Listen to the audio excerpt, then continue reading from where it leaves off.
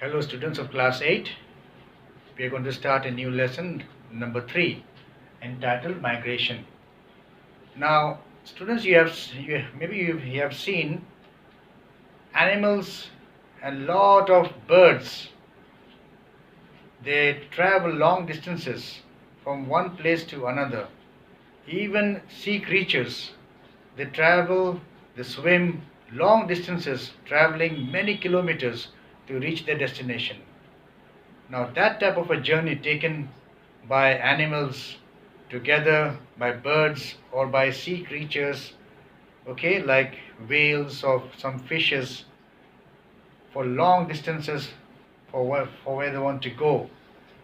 That type of a journey is called migration. Now we even see people traveling long distances for a certain purpose they have in mind. And that type of a movement by groups of people, or it may be families traveling long distances, is called migration. Now let us see what the book says. Migration is the movement of people from one place to another with the purpose of settling at the destination or living there for a relatively long period of time. So that's in their mind, to go far off places and stay there, settle there for a long period of time.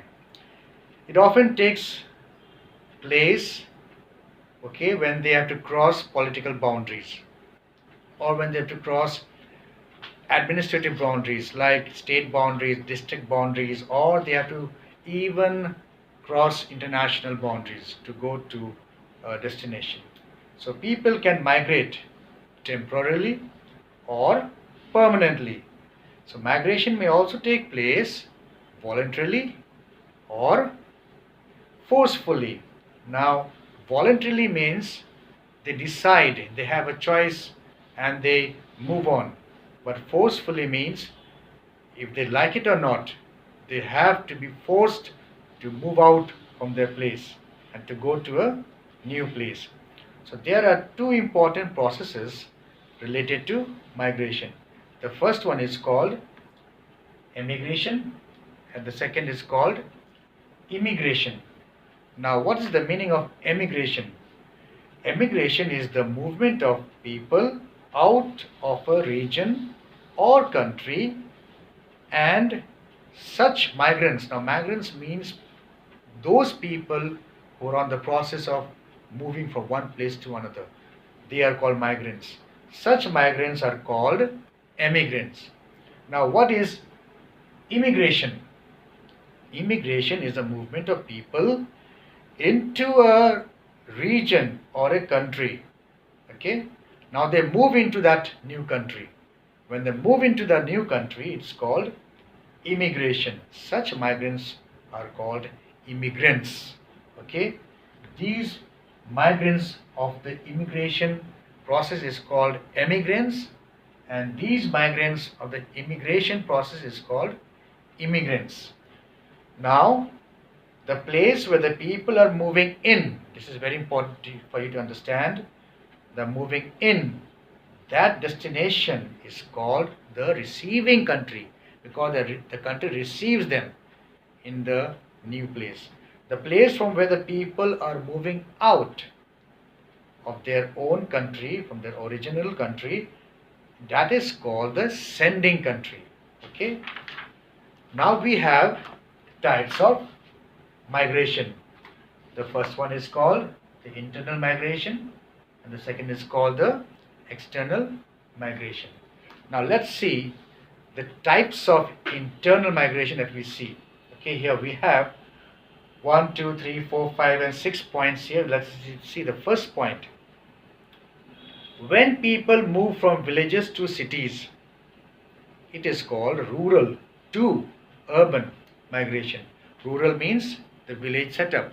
Urban means the city setup. Okay, the city life, the city area. So urban is called the rural to urban migration. Now why this happens? It happens because of poverty, unemployment and lack of social amenities, means public facilities are lacking, such as health or it can be education. This type of migration is common in the developing countries of Asia and South America. Second, when people move from a small town to a larger city, it is called as urban to urban migration. Okay, from a small city to a bigger city. It happens why? It happens due to poor infrastructure. Now, infrastructure means so many types of facilities like roadways, means the roads, bridges, flyovers, malls, and buildings, offices, and all those things. Okay, so we have here in the small city poor infrastructure, then lack of adequate employment. Okay, the employment uh, uh, satisfaction is not so much for these people, so they want to move into a better place, okay, for better opportunities. So that's why they move from a smaller city to a larger city. This is called urban to urban migration.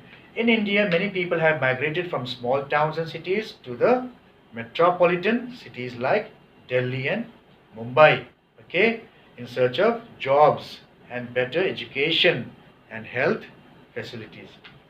Now, third, when people move from one village to the another village, this is called as rural to rural migration.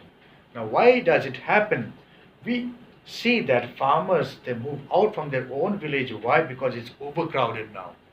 And we see that the soil is not so fertile and there is lack of irrigation facilities, and that's why they want to move out from their own village to a better village having all these facilities.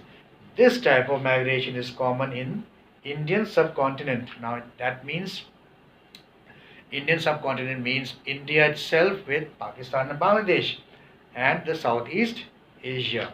Okay, now we find the fourth one, when people move from cities to villages. Okay, that is very unusual when we see people moving out from the cities to the villages.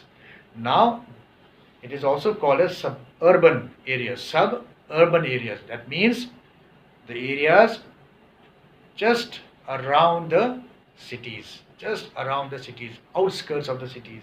It's called as suburban areas. Okay, so it is called the urban to rural migration. Now, why does it happen? It happens when certain cities become overpopulated. It's called urban sprawl. We had seen last time. Overpopulated, resulting in shortage of housing, traffic congestion, and pollution. People prefer to move out from these cities and settle in the suburban or the rural areas where living conditions are better. Now we have, for example, cities like Mumbai, a very big and large city, Shanghai in China, London in UK, okay, in England. There are examples of metropolitan cities where thousands of people commute, means they travel from the suburban areas and the surrounding city areas to go into the main city for their work. Okay. Now we find the second last is called the forced migration. Now what happens to this? Sometimes we see that there is political unrest. Okay, people are always disturbed by the disturbing political system there. Okay, in a particular region, people are forced to move out from there and settle somewhere else in the country where there is peace. And this is called as forced migration. The emigration of many people from Kashmir. Okay, the emigration of many people from Kashmir to the different parts of India where they can have a better and peaceful life, we see. And the last one is called the short-term migration. When people move out from an area in the aftermath of a natural disaster, means what? Aftermath means after the natural disaster finishes up. It is over. After that period of time, we see after that disaster, the time period is called aftermath. period of that disaster, people want to move out from that area. And there was a big earthquake or volcanic eruption or flooding, okay, or cyclone. People, after the aftermath of that destruction, they want to go out for a little while, for a few days or weeks or months, to another place of the vicinity where they can have a good life, a better life. So that is called a short-term migration. Now let's see the next process of migration, the next type of migration, sorry. The next type of migration is called the external migration. Now it's also called the international migration. External migration refers to the movement of people from one country to another country. Okay, it can be of different types. Now let's see the first type. It's called the legal migration. When people emigrate from their home country with legal permission, they have legal documents and they have legal permission of the receiving country, of the foreign country, to where they're going to. Okay, that is called as legal migration. Now we have, for example, UK, USA, Canada, Australia, and the Middle East. People go to these countries for better income, for better job opportunities. So they have legal documents, passports and visas and all other documents to support their going to these areas. So this is called as legal migration. Okay, now illegal migration. Now here we have people even going illegally to a different or a foreign country without permission, without legal permission, without legal documents. So when people move out from their country without any legal permission, it is called as illegal migration. Okay, so they violate the immigration laws of the receiving country and cross the borders illegally. Okay, now the last one. The international emigration also takes place due to natural calamities, like I've said about earthquakes or cyclones or volcanic eruptions that takes place frequently, quite often. Then they have to move out from that area to a different country. Okay, they want to stay there. For example, the famine in Ethiopia, that's a country in Africa where there was widespread famine. Famine means acute shortage of food supplies. Okay, no food to eat in the 1980s. So people moved out from their country, Ethiopia, to the other country. Climate change. Okay, nowadays we find the climate is changing. There's global warming all over the world. So climate change is taking place.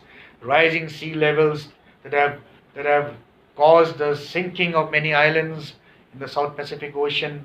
Then communal tension. Communal tension means people, groups of people, okay, different groups of people fighting with each other, okay, and because of that people want to go out from that disturbed area. Influx means the coming in of the refugees from the other country, okay, into our country illegally. That those people are called refugees. For example, we have from the Pakistan, people have come into India after the independence in 1947 when Pakistan was separated from India, the partition. Okay, the partition of India from Pakistan, we have so many refugees into India.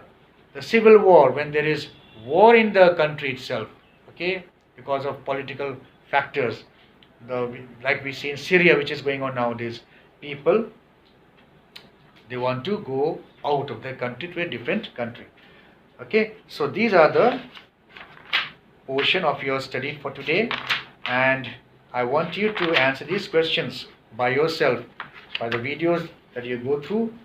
Listen to it very carefully and try to answer the questions. Now, define the term migration. Okay, what's in your mind? Just you write what you have heard from the video.